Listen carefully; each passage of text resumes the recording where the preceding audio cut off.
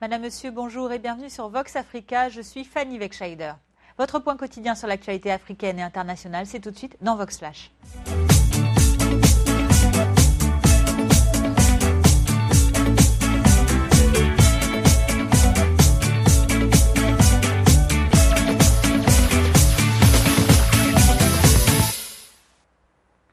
Ouvrons notre flash information de ce jeudi 5 novembre en République centrafricaine. Une marche pacifique a mobilisé hier une centaine de parlementaires dans les rues de Bangui. La mobilisation avait pour but de dénoncer les violences récentes et aussi de demander le réarmement rapide des FACA, ces forces armées centrafricaines.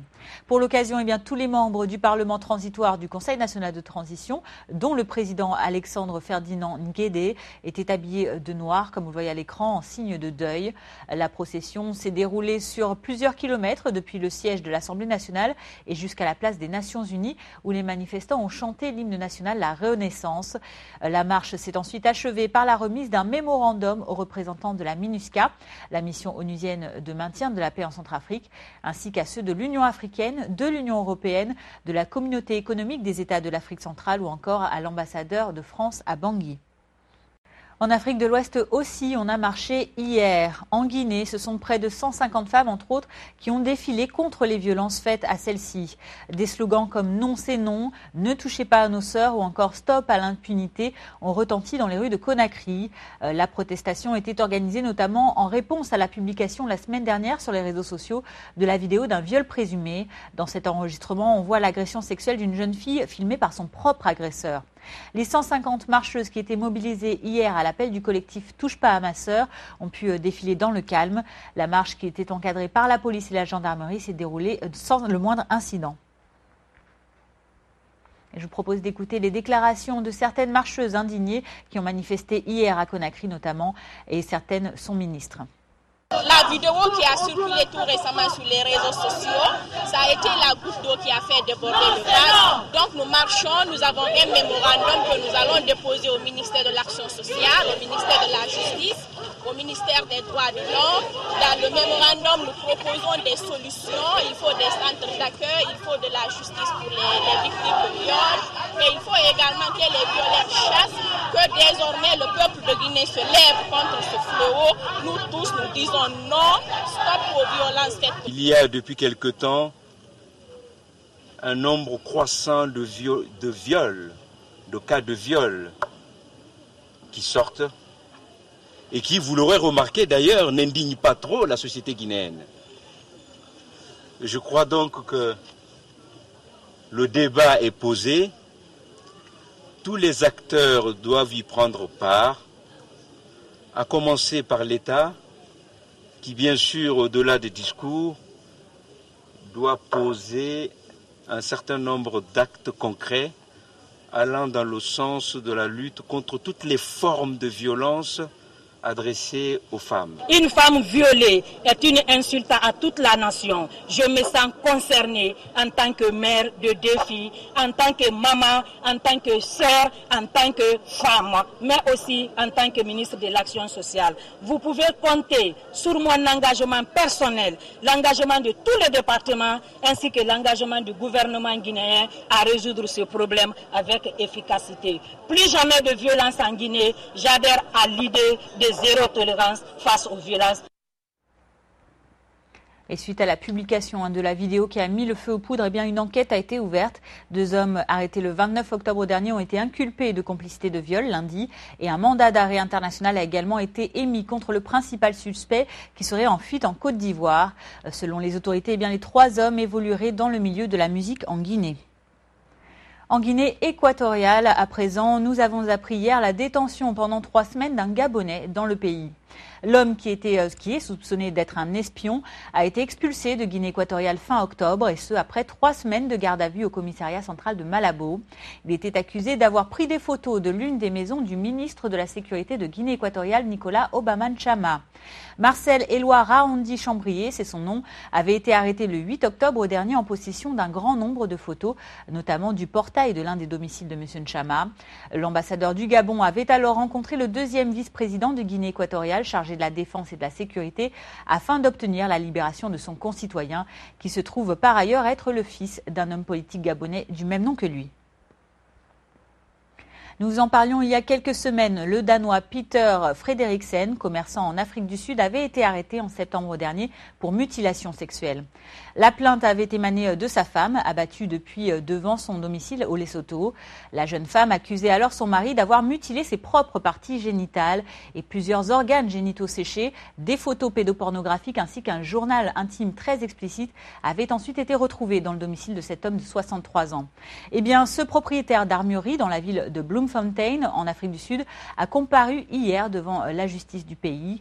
Le Danois, qui n'a pas encore plaidé coupable ou non coupable, a en tout cas nié à la presse danoise les charges qui pèsent contre lui. Il demande par ailleurs sa libération sous caution et devrait être entendu ce jeudi.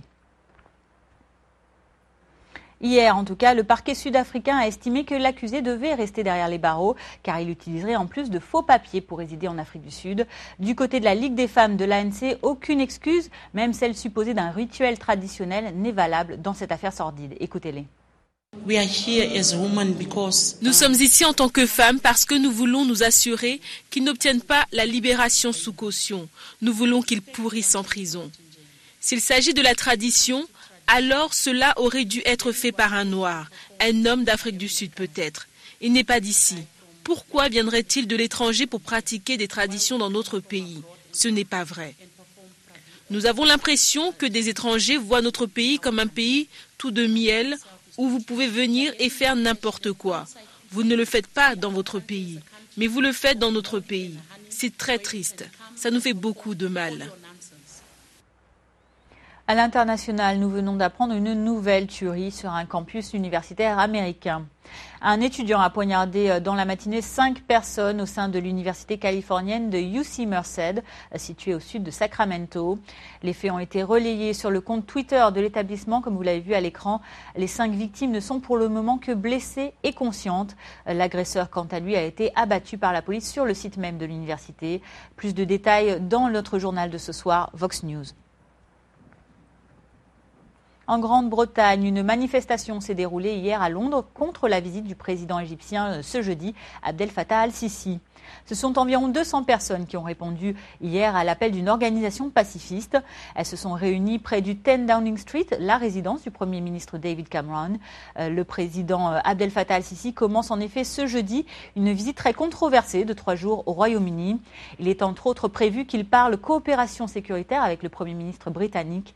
Mais sa venue 5 jours après le crash d'un avion russe dans le Sinaï égyptien fait craindre un problème de sécurité à Londres. Et écoutez les critiques qui ont été exposées par ces manifestants hier. Les valeurs britanniques, c'est la liberté, la démocratie, les droits de l'homme. Sisi a piétiné toutes ces valeurs. Et il n'arrête pas de commettre des crimes. C'est pour ça que nous sommes ici pour manifester. En tant que citoyenne britannique, et je suis fière d'être une citoyenne de ce pays, mais j'ai tellement honte de la position de mon gouvernement d'inviter ce dictateur au Royaume-Uni. Ce qu'il a fait, en fait, c'est de chasser le président qui avait été élu et de prendre sa place, tout simplement. Pour moi, c'est une indication très claire qu'on a affaire à un dictateur. Il récompense la suppression des droits fondamentaux de l'homme et il récompense le renversement de la démocratie.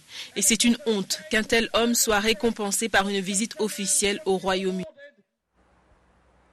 Alors que les migrants africains et du Moyen-Orient progressent dans leur entrée en Europe et que les autorités des différents pays continuent de s'organiser, eh bien plusieurs passeurs présumés ont récemment été arrêtés.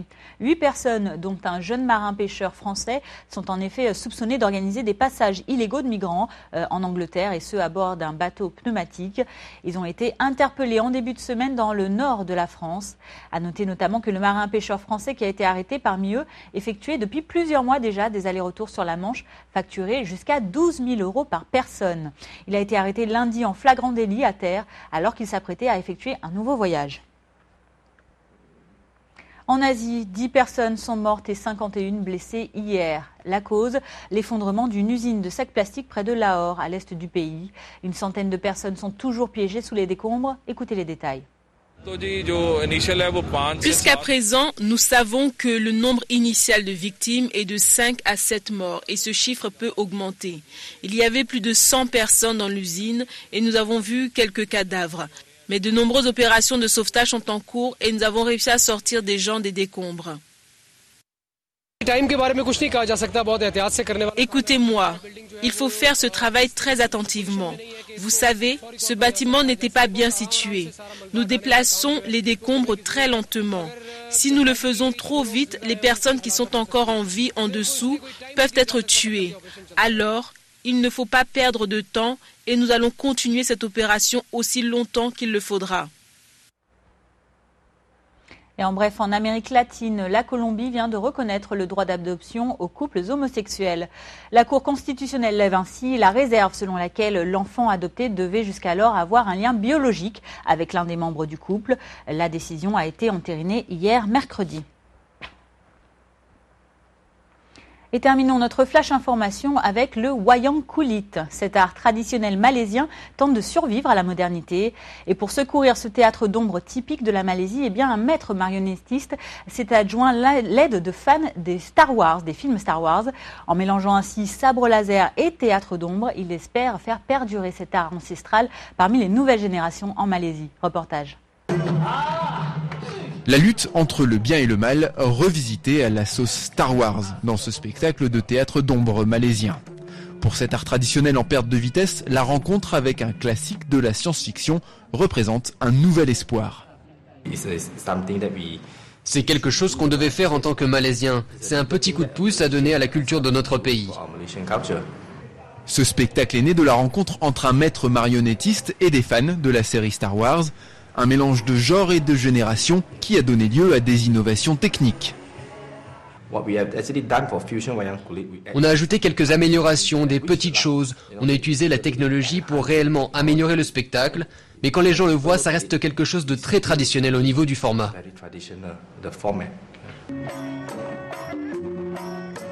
Le wayang kulit, c'est le nom de ce théâtre d'ombre, existe depuis le XVe siècle.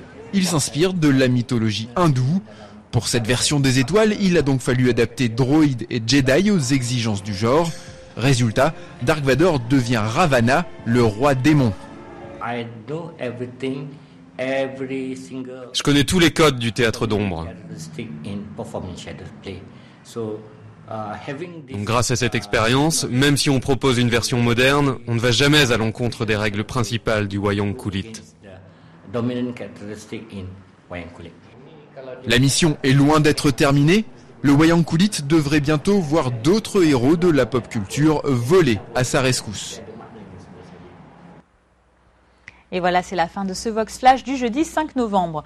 Merci à vous de l'avoir suivi. Je vous donne rendez-vous demain vendredi pour votre point quotidien sur l'actualité. D'ici là, passez une très bonne journée. À demain.